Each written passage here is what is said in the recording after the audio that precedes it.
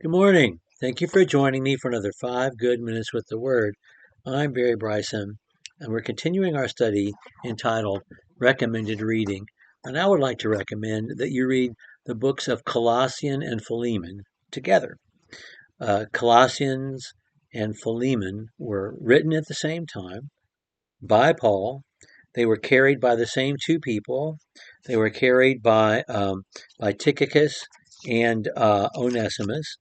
And they were carried to the same church, the church at Colossae, that met in Philemon's house, and they were read at the same time, probably on a Sunday night when the church had gathered together for worship.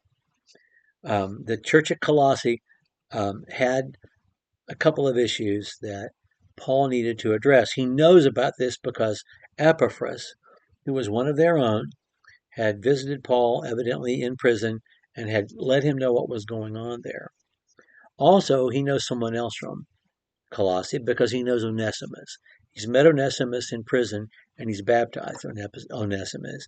Onesimus is a runaway slave who is now a Christian, and his owner is Philemon, who hosts the congregation in Colossae in his own home.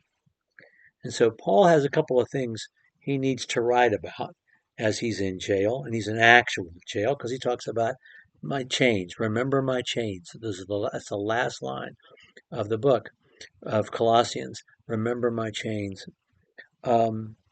He needs to get them back on the right track doctrinally. And he also wants Onesimus to be freed and sent back to Rome to be with him. And I know he suspects that Philemon will not want to do that. And so he sends these two letters together. Onesimus and Tychicus carry these letters, and they read them publicly, both of them, to the church. So Colossians starts out very much in the way Philippians does, Thessalonians does, as a love letter. It very much is. He loves this congregation. He's never been there. He's never visited there, but he has a lot of people he knows there. There are folks he greets and sends greetings from throughout the letter.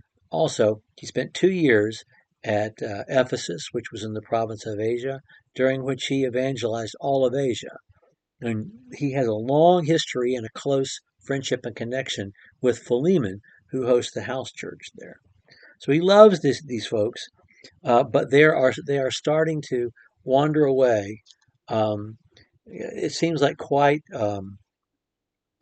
organically, people are bringing into they're trying to cross pollinate Christianity with Greek mystery religions. Some of them are, and with Old Testament Judaism.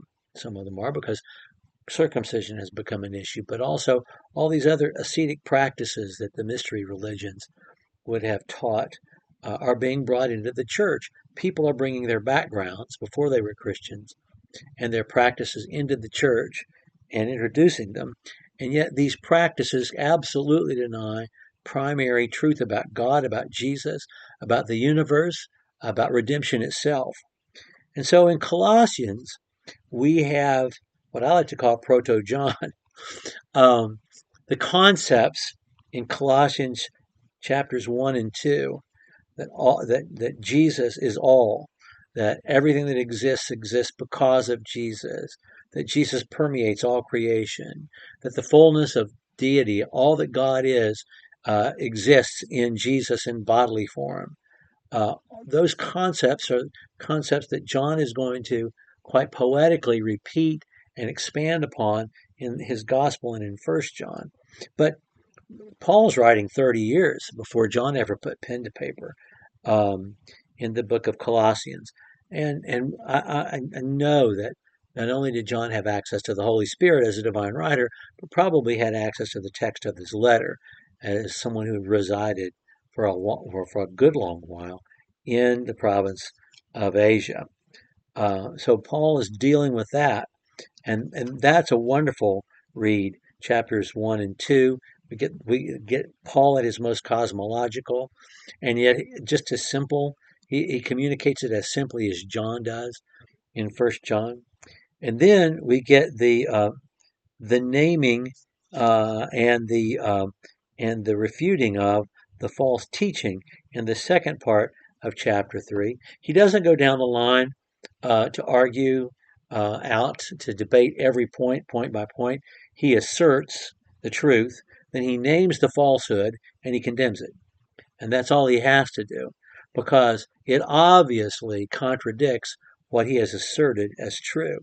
That in itself is a reason to read this letter, because he teaches us how to be, um, how to how to face falsehood with the truth. You don't always have to debate everything to the nth degree. That's generally not going to be productive in any way. Assert what is true. Assert it completely and simply and succinctly. And what is falsehood will be evident as false, which is what Paul does, what Jesus did before Paul. And so that's really cool. You can compare and contrast this with Ephesians. They were both written from jail. They parallel in several ways, not in tone, but in several ways, and not in ultimate concern.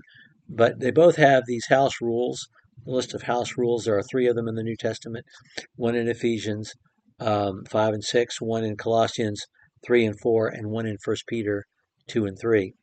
And the one thing all 3 of them do, particularly Paul, in the 2 that he gives us, is that they reject the whole household structure based upon the paterfamilias. The father is the head of household in such a way that he's the tyrant of the household, that he rules with an iron fist. And in a Christian household, the husband father is responsible for love and responsible for nurture and leads by serving and sacrificing. He's given the role of leadership, but it is a total rejection of the old Roman value of the paterfamilias, of the system of the patriarch ruling with an iron fist everyone in the household. So there's that as well. And throughout Colossians, he's going to be laying the groundwork for arguing for Onesimus to be let go. And that's why you should read Philemon right after, because they were probably read publicly, one right after the other one. And in Philemon, Paul writes to an old friend, friend to friend, one-on-one. It's not like anything else in the New Testament. When he writes to Timothy and Titus, letters we're going to talk about in the next few days, he's writing father to son. But he's writing friend to friend, peer to peer, when he's writing to Philemon. And he's trying to persuade this man to do something that he thinks clearly he doesn't want to do, which is to free this slave and send him back as a free man to Rome so that he can be a worker with Paul. And so when you read Philemon, read it as the jewel, the gem of persuasion that it is. It is like the Gettysburg Address of persuasive speech. It really is. It's so short, and it contains every tool in the tool chest that someone can use to try to persuade someone else to do the right thing when you know they're not going to want to do the right thing, and when you yourself don't have the power to force them to do it. How do you persuade them to do it? Read Philemon in that way. Okay. We're going to talk about the paternal epistles, 1st and 2nd Timothy, next time. Thank you for joining me for another 5 good minutes with the Word.